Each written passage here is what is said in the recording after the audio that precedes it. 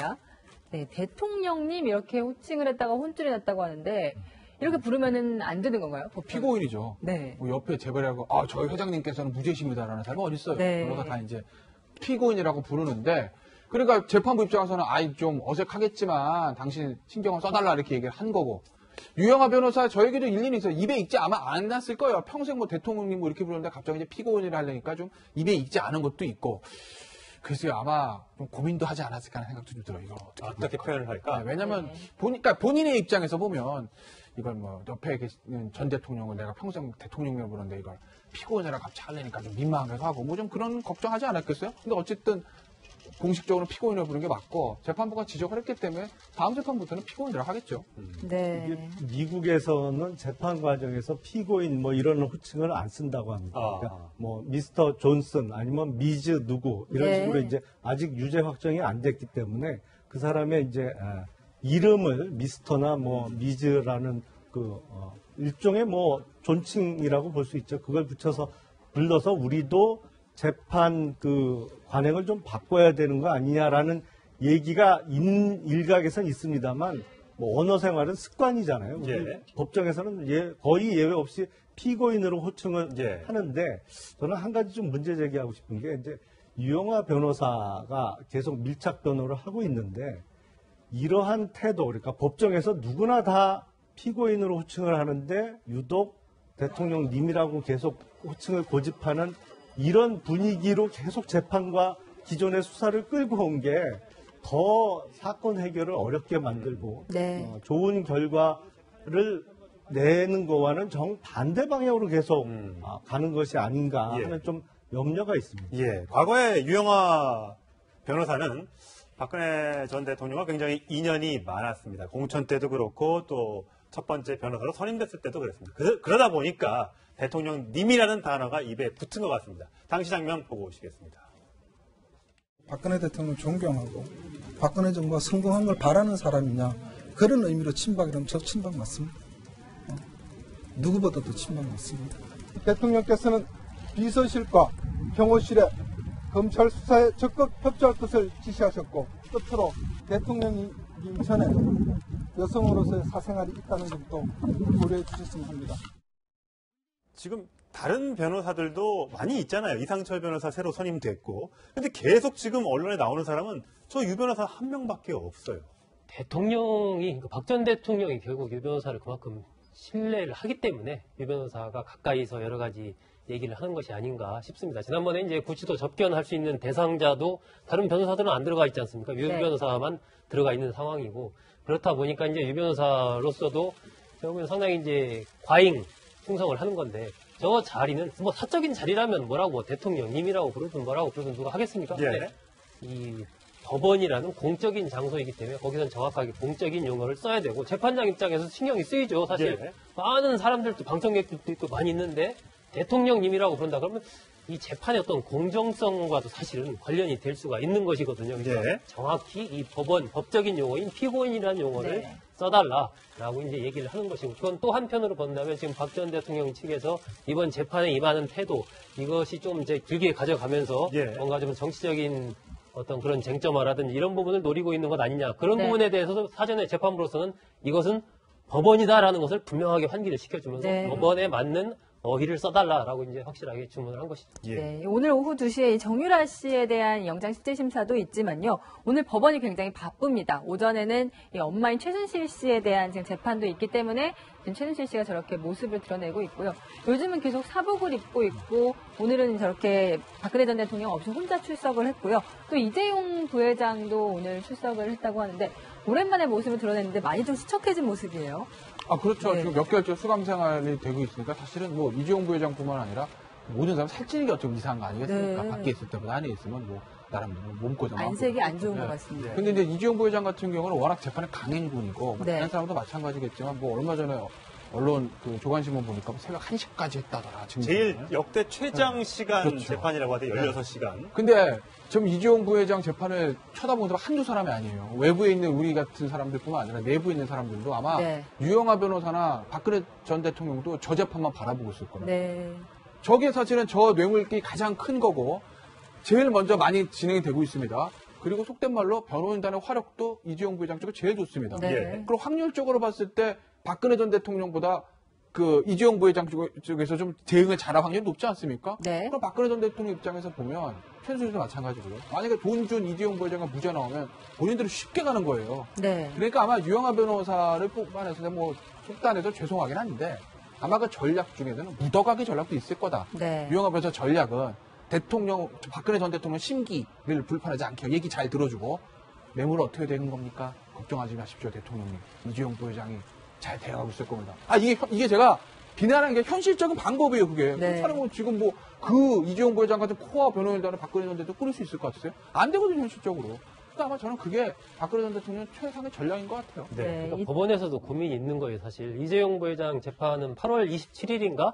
그때까지가 이제 기간이거든요. 네. 근데 박근혜 전 대통령은 10월 16일까지란 말이에요. 네. 2달 정도의 시차가 있습니다. 그렇죠. 그러니까 만약에 이제 8월 안에 이재용 부회장에 대한 판결을 내리게 되면 그것이 박 전 대통령 판결과도 바로 연결이 되는 그렇겠죠. 거예요. 예. 그러니까 법원에서는 이걸 판결을 그렇다면 8월 안에 내리지 말고 일시적으로 이재용 부회장을 뭐 석방한 이후에 네. 박 전 대통령 재판 일정과 맞춰서 거기서 같이 이제 판결을 내려야 되는 거 아니냐 뭐 이런 얘기도 지금 나오고 있던데 법원이 이제 그 부분을 어떻게 선택할지는 모르겠는데 좀 고민이 있을 것 같아요. 지금 김 변호사 얘기한 그런 부분이 있기 때문에. 그거 하나 말씀드리면요. 제가 봤을 때는 8월 말에 이재용 부회장 보석으로 나올 거예요.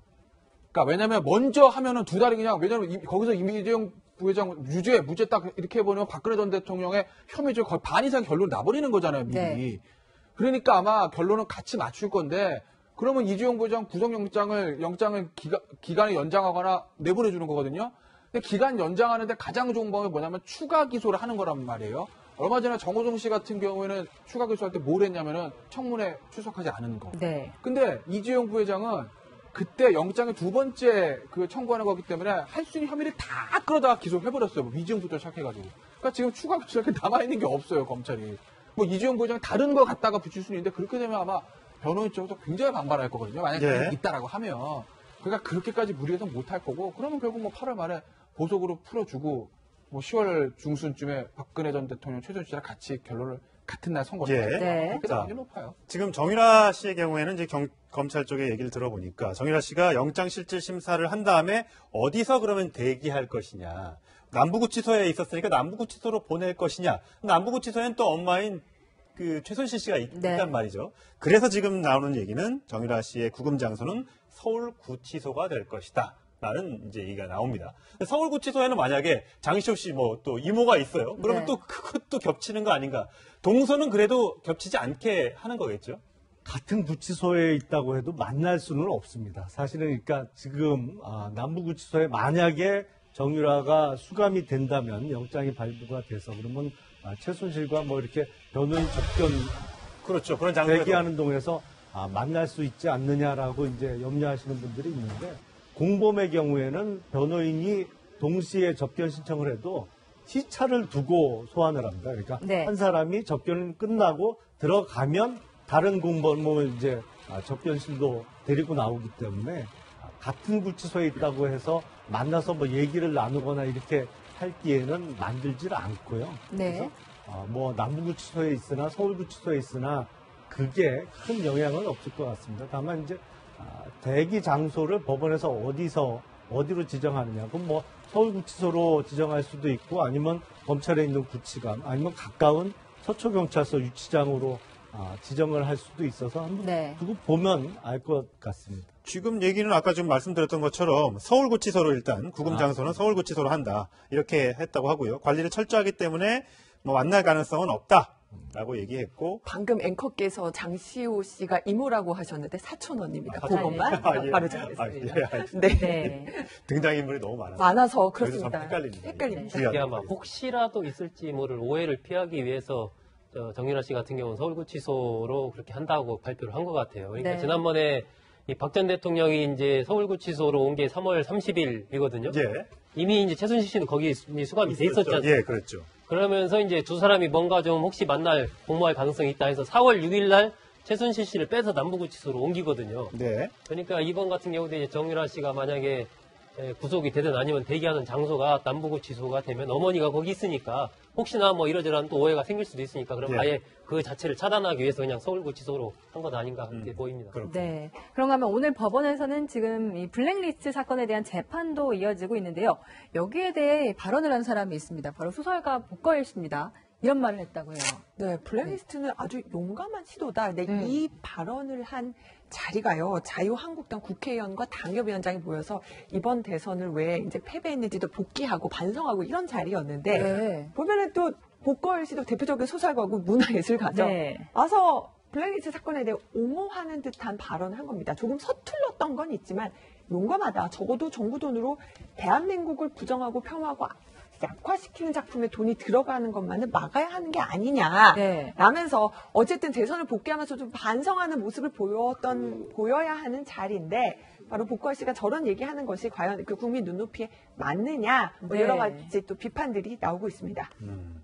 어쨌든 박 전 대통령 본인은 이 블랙리스트 혐의에 대해서 부인했었는데요. 그 얘기 들어보고 오시겠습니다. 문학의 블랙리스트라는 게 그로 인해서 전현직 장차관들이 수사 대상에 올라와 있는데 전혀 저는 모르는 일이에요. 보도를 보니까 뭐 이게 굉장히 숫자가 많고 뭐 그런데 저는 전혀 알지 못하는 일입니다. 박근혜 전 대통령은 블랙리스트에 대해서 알지 못한다고 얘기했습니다만 김기춘 전 대통령 비서실장이나 조윤선 전 문화체육관광부 장관은 오늘도 이 시각 현재 서울중앙지법에서 재판을 받고 있습니다. 김기춘 비서실장이 오늘 법원 출석 장면인데 굉장히 수척하고 마스크를 낀 모습, 항상 마스크를 끼고 저렇게 법원에 출석하고 있습니다.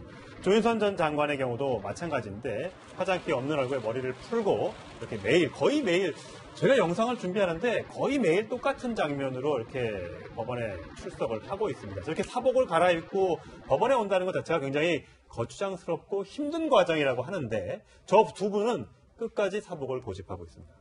뭐 두 분 다 정치인이니까요. 뭐 정치니까 어쨌든 TV 카메라나 대중에게 비치는 모습에 있어서 조금이라도 뭐 흐트러지지 않는 아니면 또 수위를 입으면 왠지 이미 형이 확정된 듯한 느낌을 줄 수도 있기 때문에 안종범 전 정책조정수석이나 정호성 전 비서관은 수위를 입고 네. 출석을 하는 거긴 경우가 정치인이 아니잖아요. 안종범 의원도 비례만 했잖아요. 비례 대표만 했기 때문에 네. 사실은 본인 선거도 한번 치러본 적이 없기 때문에 그런 차이가 있을 수 있고요. 복거일 씨가 얘기한 블랙리스트 관련한 이제 논리는 그렇습니다. 이제 블랙리스트 사건이라는 게 문화예술인의 예술 활동을 못하게 막은 것이 아니고 그 어떤 행사나 공연에 있어서의 정부 지원금을 줄 거냐 말 것이냐 예. 그 대상 선정의 문제이기 때문에 대한민국의 정통성을 부정하거나 아니면 어떠한 폄하하려는 예술활동에 대해서 정부가 그것을 지원을 할 이유가 있느냐, 지원금을 줄 이유가 있느냐, 라는 의미이고요. 그래서 이게 법률적으로도 지금 직권남용으로 기소가 돼 있는데 정부 지원금은 일종의 시혜적 행위죠. 그리고 재량행위의 성격이 짙습니다. 그래서 과연 이것이 직권남용이 성립되느냐라는 법리적인 논쟁도 사실은 있습니다. 네. 전혀 뭐 근거 없는 황당한 얘기는 한 건 아니고 사회 일각에서 제기되고 있는